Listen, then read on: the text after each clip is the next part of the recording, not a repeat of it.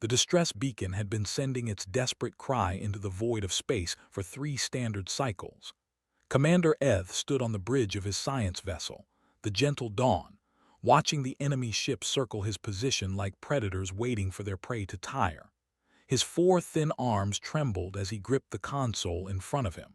His large silver eyes reflected the harsh light of the warships that had surrounded his vessel. They were not built for conflict. They had evolved on a paradise world where the gravity was gentle and the weather was kind. Their bodies were slender and fragile, with bones that could snap under pressure that other species would consider mild. They were scientists and artists and philosophers. They had no weapons on their ship because they had never needed them. The Galactic Coalition had always protected the peaceful races from harm. But the Coalition was far away, and they were here. Eth turned to his science officer, a young named N whose pale blue skin had gone almost white with fear. The rest of the crew, 45 souls who had signed up for a simple research mission to study cosmic radiation patterns, huddled at their stations. Some were quietly weeping. Others had gone still, their minds retreating from the horror of what was about to happen. Everyone in the galaxy knew what they did to captured ships. The reptilian raiders had built an empire on slavery and suffering. They took prisoners from weaker species and sold them to the highest bidder. Though with their delicate frames and obedient natures, were considered premium merchandise in the darker corners of the universe. "Commander," N whispered, "they are hailing us again. They demand we lower our shields and prepare for boarding." Eth closed his eyes. He thought of his family back home, his partner and their 3 young ones who would never know what happened to him. He thought of his crew, innocent researchers who had trusted him to keep them safe. He had failed them all. But there was one last thing he could try. "Open a channel to the Coalition emergency frequency," he ordered. "Maximum power. Scatter the signal through every relay we can reach." N hesitated. "Commander, the nearest Coalition patrol is at least 12 cycles away. They cannot possibly arrive in time." "I know," Eth replied. "But someone might hear us, someone might come, we have to try." He stepped forward and began to speak into the communication array, his voice carrying all the desperation and fear he felt. He described their position, their attackers, the number of souls aboard his ship. He begged for any vessel within range to respond. He promised whatever payment or favor his government could provide. He pleaded for mercy from an uncaring universe. The signal burst out into space, bouncing off relay stations and slipping through subspace channels. Most of it traveled along the expected paths, heading toward Coalition space where it would arrive far too late to matter. But a small fragment of the signal found something unexpected. A newly formed wormhole, unstable and uncharted, caught the transmission and flung it across the galaxy in the space of a heartbeat. The signal emerged in a sector of space that the Coalition had marked with red warning symbols and dire cautions. The databases called it territory, and all Coalition vessels were forbidden from entering without special clearance and heavy escort. The humans who lived there had no idea they were considered dangerous. They simply called it home. Morgan was halfway through her night shift on the communication deck of the United Earth ship Resolute when the signal cut through her routine monitoring. She was a young woman with brown hair pulled back in a practical ponytail and sharp green eyes that missed nothing. The transmission was garbled and broken, run through translation software that struggled to make sense of an alien language, but the meaning was clear enough. Someone was in trouble, someone was scared, someone was about to be taken by slavers. Felt her stomach tighten. She had joined the Earth Defense Fleet because she wanted to explore the stars and meet new civilizations. She had not expected to hear someone begging for their life on a random Tuesday night. "Computer, clean up this signal and trace its origin," she commanded. The ship's systems went to work, filtering out the static and calculating the trajectory of the transmission. When the results appeared on her screen, frowned. The signal had come from far outside known human space, from a region they had never explored. The species identification came back as unknown.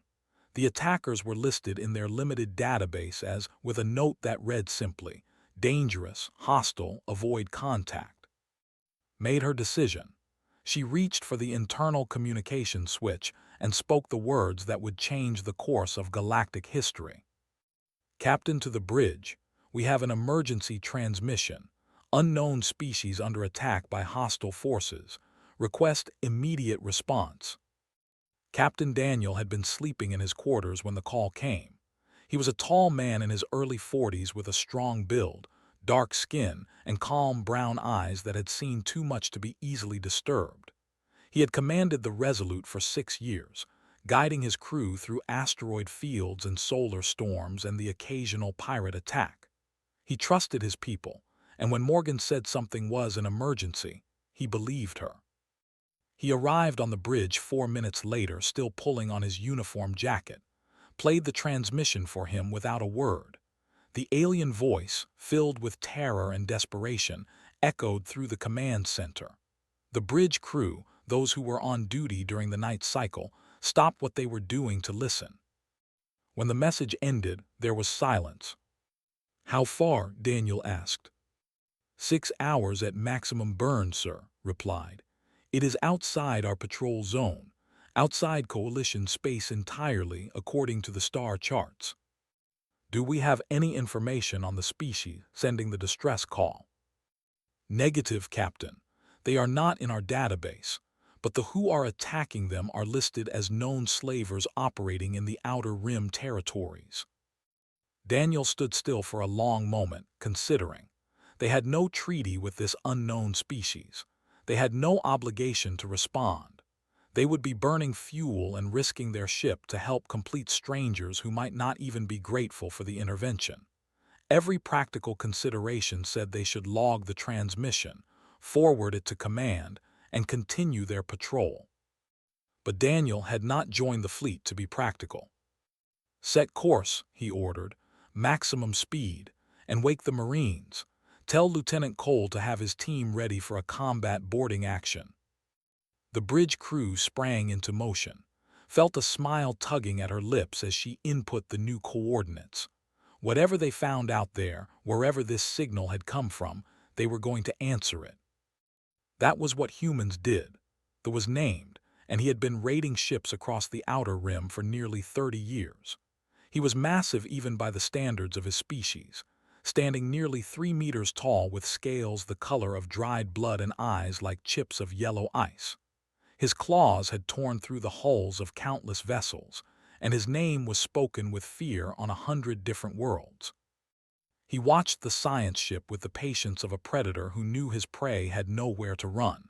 His fleet of 8 warships surrounded the tiny vessel like wolves circling a wounded deer. There was no rush. They had no weapons, no fighters, no way to escape. Could take his time and enjoy the anticipation. "Prepare the boarding crews," he ordered his second-in-command, a female named. "I want the cargo sorted by value before we leave this sector. The young ones go in separate containers. They sell for more when they have not been damaged." Nodded and turned to relay the orders, but before she could speak, the sensor officer let out a sharp hiss of confusion. "I am detecting an unknown vessel approaching at high speed. Its engine signature does not match anything in our database." Frowned. This sector was far from the main shipping lanes, and the Coalition had no patrols in the area. He had chosen this hunting ground precisely because it was empty and forgotten. "Show me," he demanded. The main flickered and displayed the approaching ship. It was smaller than his flagship, but built in a way that made no sense to his tactical mind. The hull was thick and dense, reinforced with layers of metal that seemed excessive for any practical purpose. The engine output was enormous, far more powerful than a ship that size should need. "Hail them," ordered. "Find out who dares to interrupt our work." The response came moments later, transmitted in a language that the universal translator struggled to process. When the words finally resolved into something understandable, they were spoken by a calm male voice that carried no trace of fear. This is Captain Daniel of the United Earth ship Resolute. You will power down your weapons and release the vessel you have surrounded. You have 60 seconds to comply. Stared at the screen in disbelief. He had never heard of Earth or its people. No species in the known galaxy would be foolish enough to threaten a war fleet with a single ship. This had to be some kind of mistake or perhaps a very poor joke. Human, he replied, tasting the unfamiliar word. You are either very brave or very stupid. This prize belongs to the Dominion. Leave now, and I will allow you to keep your life. The human captain's response was immediate. I do not think you understand the situation. Those people called for help. We are here to provide it. You can surrender peacefully, or we can do this the hard way. The choice is yours, but I would recommend the first option. Felt a growl building in his throat. He had crushed rebellions and burned colonies. He had faced coalition warships and sent them fleeing into the void. No creature spoke to him with such casual disrespect. All ships, he snarled, attack formation. Destroy that vessel and bring me its captain. I want to eat his heart while it still beats. The fleet moved with practiced precision, 8 warships spreading out to encircle the lone human vessel. Their weapons charged with deadly energy, targeting systems locking onto the approaching ship. Leaned forward in his command chair, eager to watch this arrogant stranger burn. The Resolute dropped out of faster-than-light travel and into normal space like a stone falling into still water. For a moment, the sensors went wild, struggling to make sense of what they were seeing. The human ship was far denser than anything they had encountered before, its mass readings suggesting construction materials that they had never even heard of. Open fire, commanded. 8 ships unleashed their weapons at once. Plasma bolts and kinetic rounds streaked across the void toward the human vessel. The barrage was enough to crack open a coalition cruiser or shatter a space station. It struck the Resolute dead center. And it did nothing. The human ship shrugged off the attack like a large animal ignoring the bites of insects. Its shields flickered briefly, absorbing the energy, and then it continued forward without slowing. On the Resolute's bridge, Captain watched the damage report scroll across his screen and felt a grim satisfaction. Return fire, he ordered quietly. Disable their engines. I want them alive to face justice, but I want them going nowhere. The Resolute's weapons were not elegant or sophisticated. Humans had never developed the graceful energy weapons that other species preferred. Instead, they had taken their natural talent for destruction and refined it into something brutally effective. The ship's main guns fired projectiles accelerated to a significant fraction of light speed, kinetic rounds that struck with the force of small nuclear explosions. The first warship lost its engines in a single shot. The second had its weapons array torn away before it could fire again.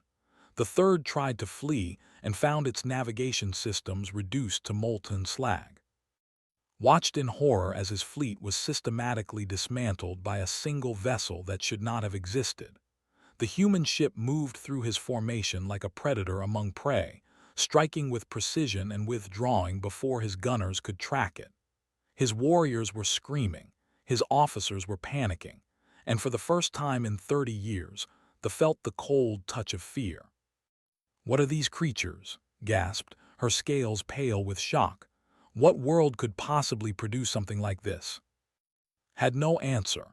His database had no record of Earth or its inhabitants, but somewhere deep in his predator brain, an ancient instinct was screaming at him to run, to flee, to escape before it was too late.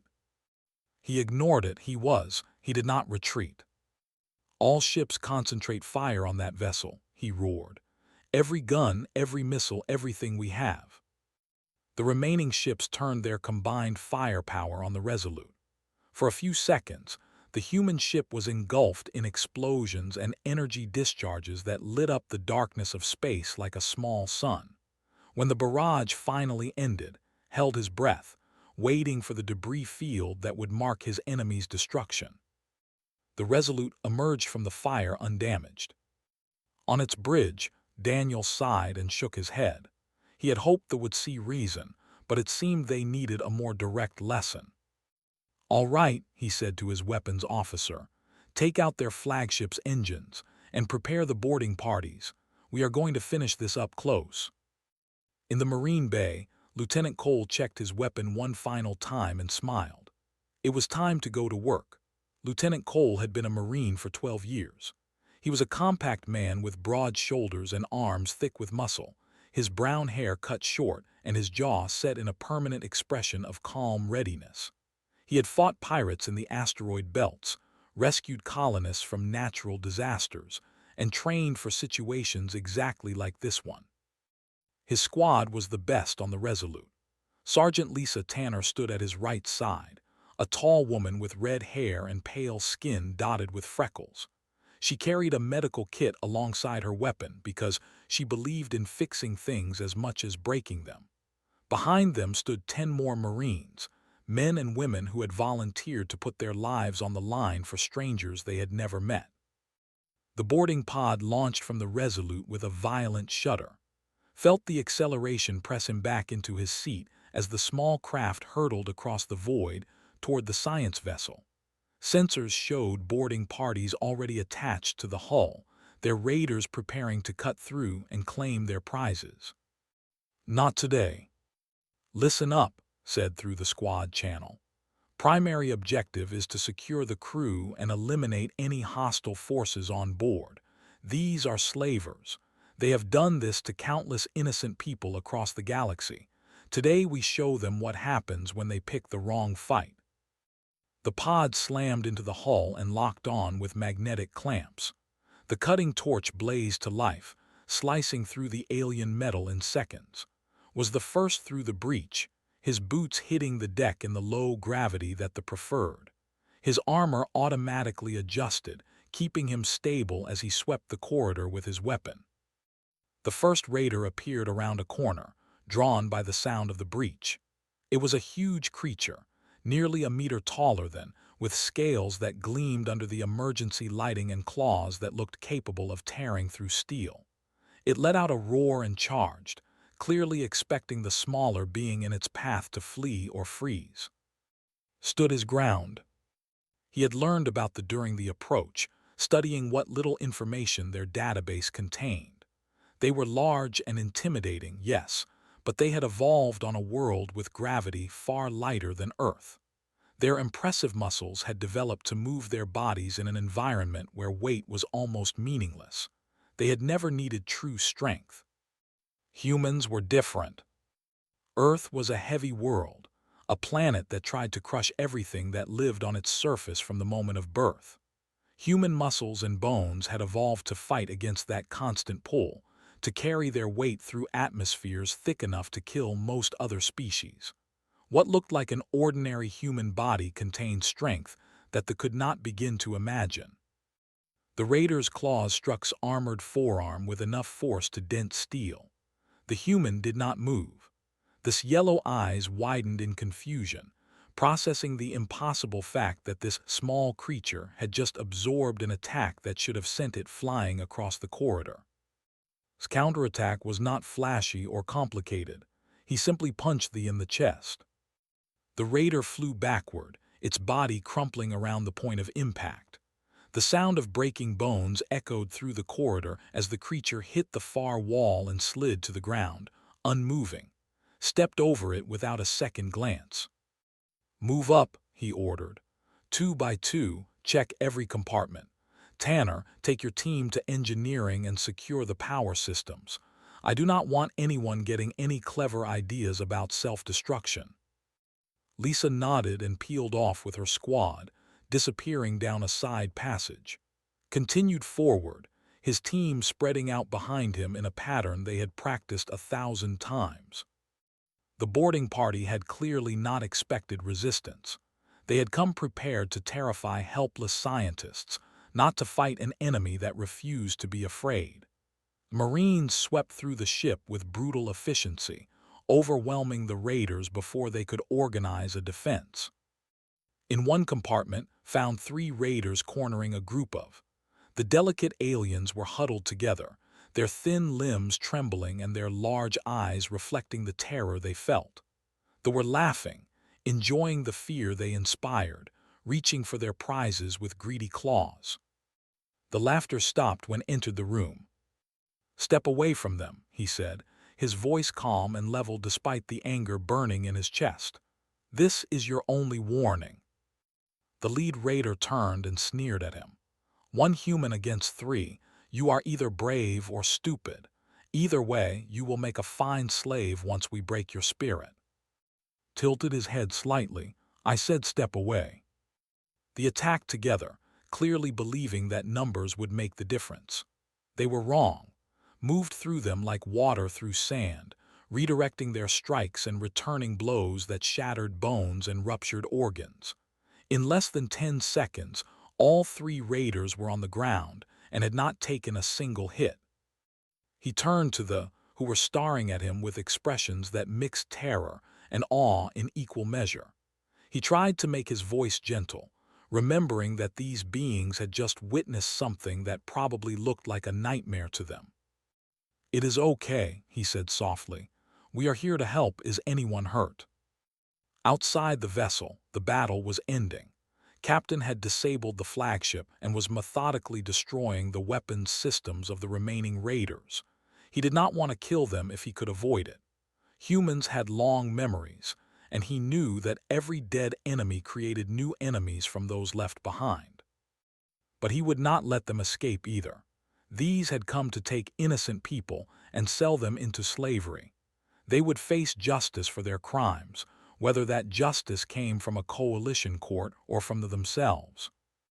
"Captain," called from her station, "Lieutenant Cole reports the vessel is secure. All hostile forces have been neutralized or captured. The crew is frightened but unharmed." Daniel nodded, feeling the tension in his shoulders begin to ease. "Tell him well done, and ask the commander if he would be willing to meet with me. I think we have some explaining to do." He looked out at the drifting ships, their weapons silent and their engines dead. Somewhere out there, a named was probably plotting revenge. Daniel did not particularly care. The humans had come to help and they had helped. That was enough. He just hoped they would understand. Commander Eth had spent the entire battle hiding in the deepest compartment of his ship, surrounded by his crew and praying to whatever gods might be listening. The sounds that reached them through the walls had been terrifying. Weapons fire and screaming, and the heavy impacts of bodies hitting metal. He had been certain that they had won, and that his people were simply waiting their turn to be dragged out and sorted for sale. When the sounds finally stopped, he held his breath. The silence stretched on for what felt like hours but was probably only minutes. Then came a knock at the sealed door, gentle and almost polite, followed by a voice that the translator rendered in a calm, friendly tone. "This is Lieutenant Cole of the United Earth ship Resolute. The hostile forces have been neutralized. You are safe now. May we enter?" Eth exchanged looks with his crew. No one spoke. They had never heard of Earth or its ship. They had no idea what species was on the other side of that door or what they might want. The only thing they knew for certain was that these beings had just defeated a war party in minutes, something that should have been impossible. "Commander," In whispered, "perhaps we should comply. They do not sound hostile." Eth considered his options. They could refuse to open the door, but that would only delay the inevitable. If these unknown creatures wanted to enter, a simple lock would not stop beings who had just torn through raiders like they were nothing.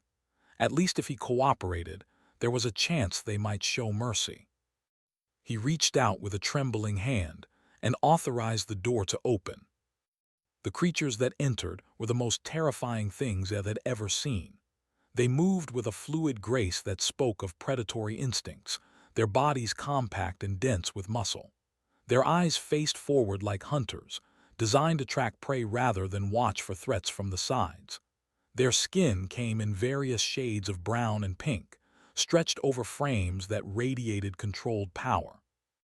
One of them, a male with short brown hair and a jaw that looked capable of crushing bone, stepped forward and held up his hands in what seemed to be a gesture of peace. His voice, when he spoke, was surprisingly soft. "My name is.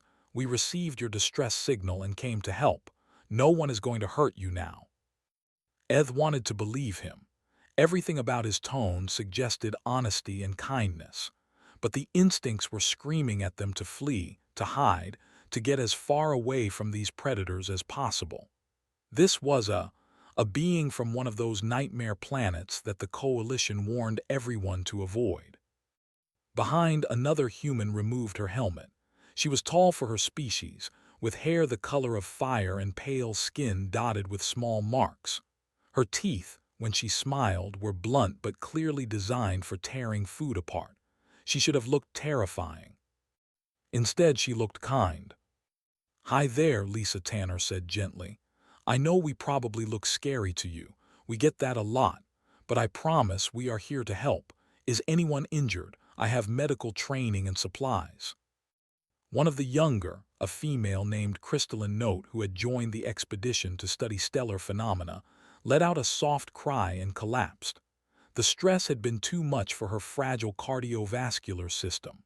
Her body simply gave out, unable to handle the terror she had experienced. Lisa was at her side before anyone could react. She dropped to her knees beside the fallen, pulling equipment from her pack with hands that moved with practiced speed. Her expression was focused but gentle as she scanned the alien body with a medical device and began working to stabilize her. "Stay with me, sweetheart," Lisa murmured, her voice impossibly soft for a creature that had been breaking bones just minutes earlier. "You are going to be okay. Just keep breathing. Tell the ship we need their medical officer over here. This one is going into shock." Nodded and spoke quietly into his communication device. Eth watched in stunned silence as the human woman worked to save a member of his crew. Her movements were gentle and precise, her attention completely focused on the unconscious. She did not ask for payment or favors. She did not demand information or submission. She simply worked, pouring her skill and energy into keeping a stranger alive. The Resolute's medical officer arrived minutes later, another human named Grant who carried more advanced equipment. He and Lisa worked together over Crystalline Note while the rest of the crew watched in disbelief. These beings from a nightmare planet, were treating their injured with more care than most physicians Eth had known. "She is stable," announced after what felt like an eternity. "Her heart is functioning normally again. She will need rest and observation, but I believe she will make a full recovery." Eth felt tears forming in his large silver eyes. He had been prepared to watch his crew be taken as slaves. He had been ready to spend the rest of his short life in captivity, broken and humiliated.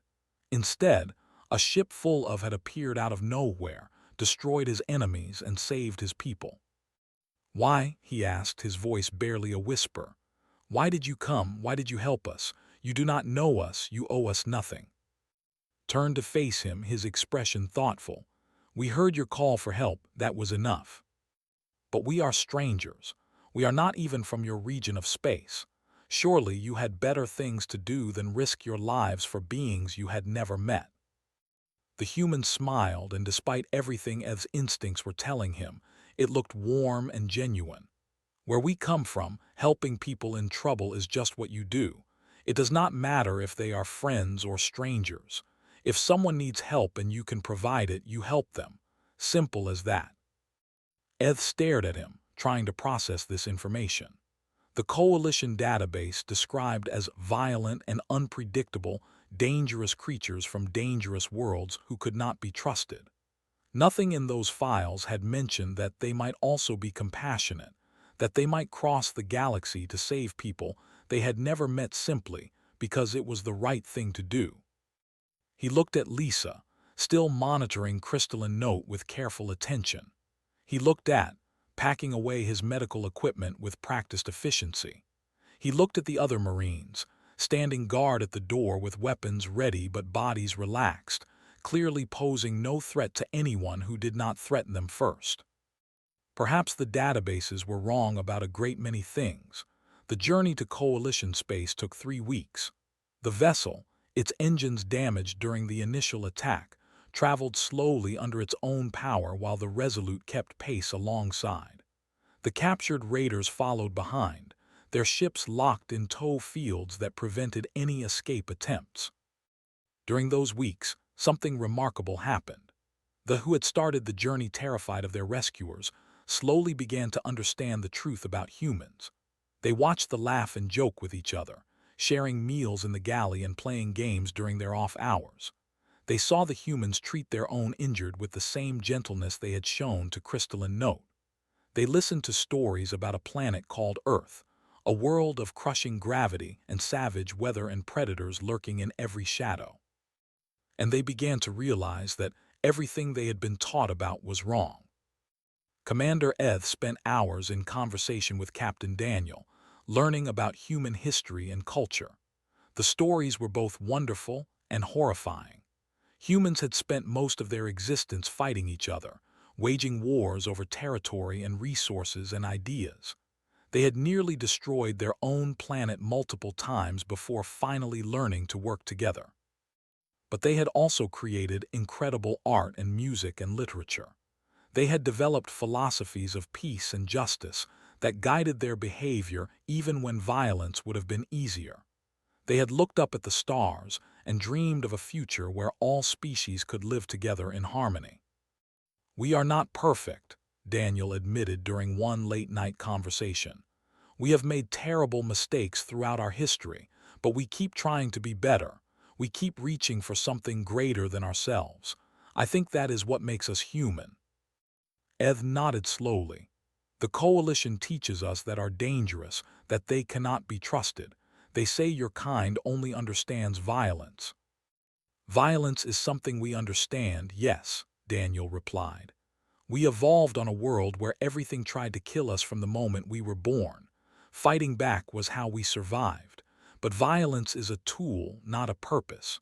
We use it when we have to protect ourselves and others. We do not use it because we enjoy it." They seemed to enjoy it.